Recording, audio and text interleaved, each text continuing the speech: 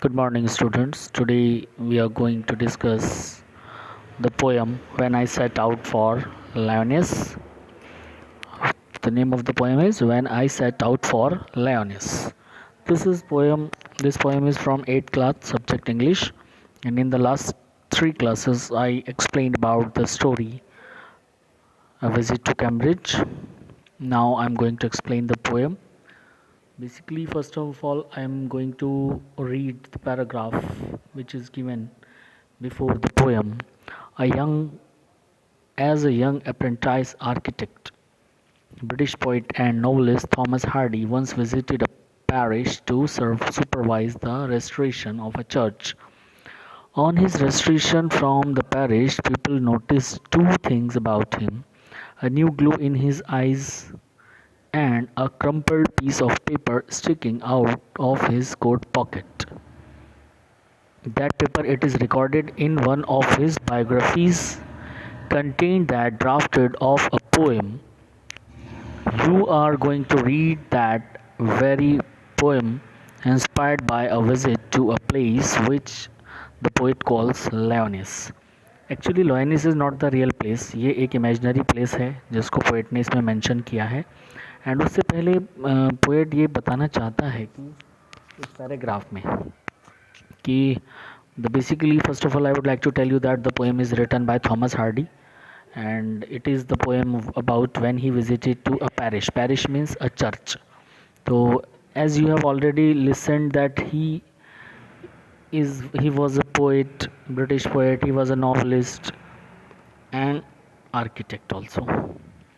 तो क्योंकि वो एक आर्किटेक्चर है, तो आर्किटेक्ट है जो कि आर्किटेक्ट होता है जो किसी भी घर के लिए डिज़ाइन तैयार करता है. लम समझ लीजिए एक मैपिंग तैयार करना, दैट इज़ कॉल्ड आर्किटेक्ट.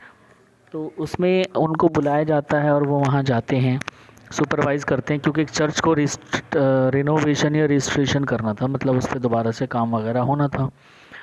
तो और जब वो पेरिस से लौटते हैं तो वो देखते हैं अपने अंदर दो चीज़ें. एक तो उनके चेहरे और आँखों में बहुत ज़्यादा ग्लो है, चमक है, and crumbled piece of paper, और एक पेपर है, मुड़ा तोड़ा सा पेपर है जो उनकी कोट की पॉकेट से बाहर निकल रहा है.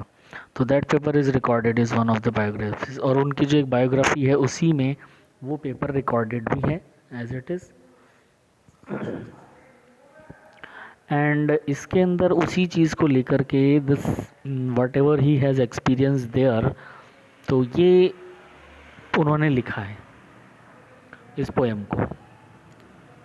So now let me explain the poem, and I have already told you that Lyoness is not a real place but it is an imaginary place. Although हुआ था but Lyoness नाम नहीं था उस सिटी का जहाँ वो गए थे. और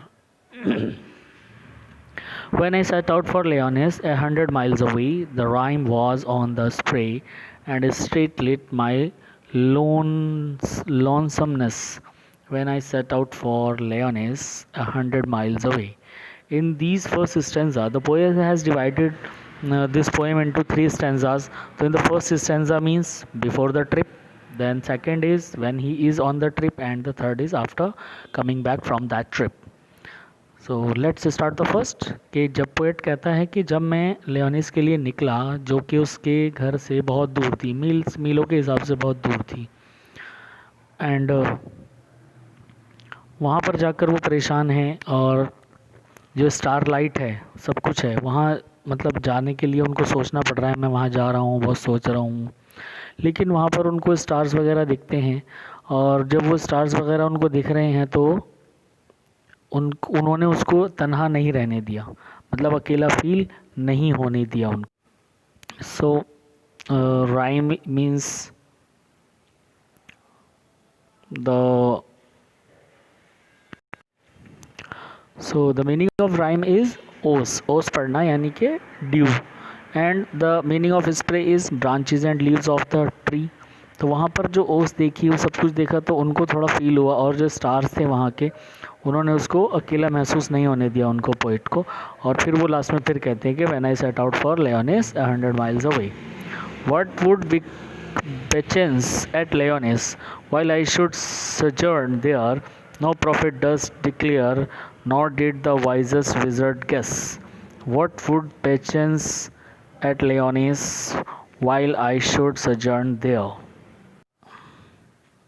In the second instance, the poet wants to say that कि what should Patience at Lyoness, मेरे साथ वहाँ पर क्या होगा, और मतलब मैं कैसे बताऊँ क्या करूँ क्या नहीं करूँ. ही इज़ वेरी कन्फ्यूज जब वो वहाँ देखते हैं जाकर, और वो इतना डरे जाते हैं कि वो कह रहे हैं कि कोई प्रॉफिट जो होते हैं वो भी मेरे बारे में नहीं बता सकते कि मेरा क्या होगा, जो फ्यूचर बताते हैं या प्रेडिक्ट करते हैं.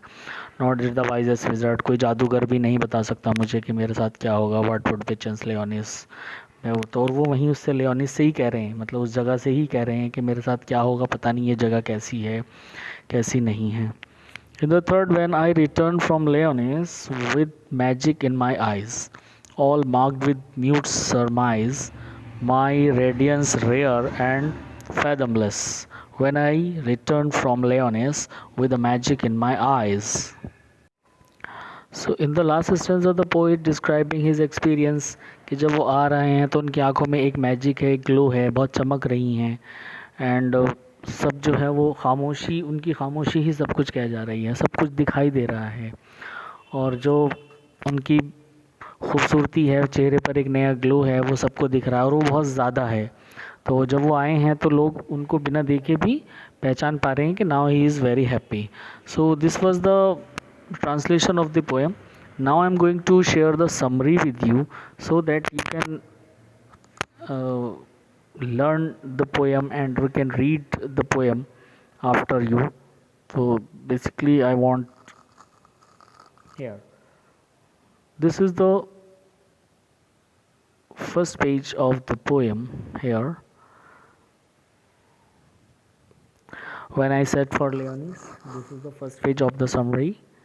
You can read it because the video will get too longer, so I cannot say summary of when I set out for Leonis. इसमें सब कुछ बयान कर दिया गया है, उनका पूरा प्रोसीजर. इसको you can take the screenshot or you can read after pause the video. And I am just telling the conclusion to you. Conclusion of when I set out for Leonis means the poem is very insightful piece of work. मतलब बहुत ज़्यादा बहुत अच्छे तरीके से लिखी गई है. That tells us how things happen to us, कैसे कैसे चीज़ें हो जाती हैं when we least expect them, and that no matter what we plan there in another plan for us by God which no one can predict. कि मतलब हम कुछ सोचते हैं और हमारे साथ कुछ होता है. जब ये ट्रिप पर गए थे तो ये बहुत परेशान थे, बट जब ये वहाँ से आए हैं तो ये बहुत खुश हैं, और इतने ज़्यादा खुश हैं कि मतलब इन्होंने सोचा ही नहीं था कि इनके साथ इतना कुछ हो जाएगा वहाँ पर.